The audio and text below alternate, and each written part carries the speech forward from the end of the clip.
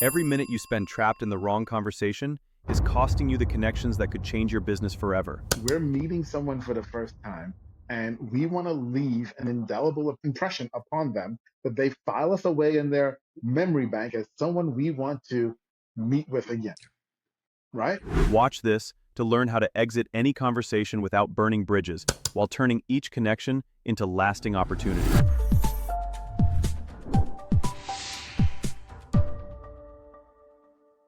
I want to start with you and how you handle this as well.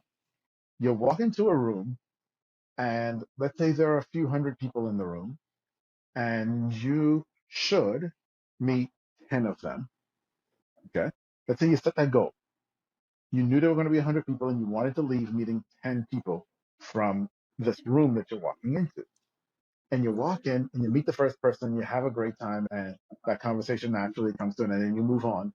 And then you start talking to the second person, and the second person has not had a friend in a while. And they just are so happy that you're asking questions, and they don't want you to leave. And you're now looking and you're saying, okay, I got X amount of time, and I don't want to be rude to you, and I have to meet other people, right? Mhm. How do you handle that? Yeah, I want to definitely get your approach on this because I love the way you handle this. I'll give you a simple way to handle it, and I use it in addition to the way you handle this situation too. But I'll just simply say, you know what, Atiba, it was great to meet you, but you didn't come here just to hang out with me all night. I'm going to let you go so you can meet some other amazing people in the room. So that's one way to separate from the Yeah. conversation. But tell our audience how you handle it. I love this. So again, getting back to strategy, right? And getting back to the purpose. So the strategy is that we're meeting someone for the first time and we want to leave an indelible impression upon them that they file us away in their memory bank as someone we want to meet with again, right?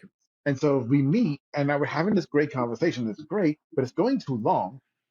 If we're just rude and say, look, I'm done with you, or is that breaks everything that we've done so far.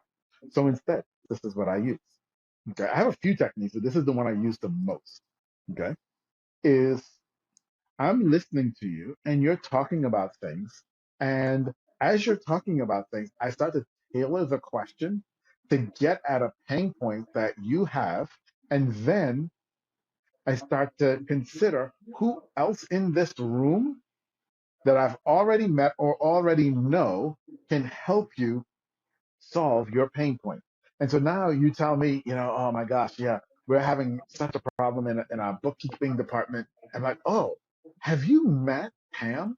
She's like a genius with finances and has an entire team of bookkeeping. She's over there. Have you met Pam? Oh no, you haven't met Pam? Come on, let me take you over and introduce you to Pam.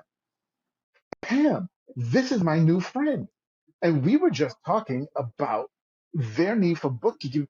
And I was telling them that you're like the greatest at this. And so I figured y'all should have a conversation. Now, I put the two of them in a place where they can look at each other. Okay. And now that introduction has happened and they start talking and they're talking to each other. And I'm standing over here as the third wheel. Well, you don't need three wheels. And so that's how I can easily Back away. slip away. I love it. Well, and that approach does so many things. First of all, it gives you a genuine way to step out of the conversation so you can meet some other people.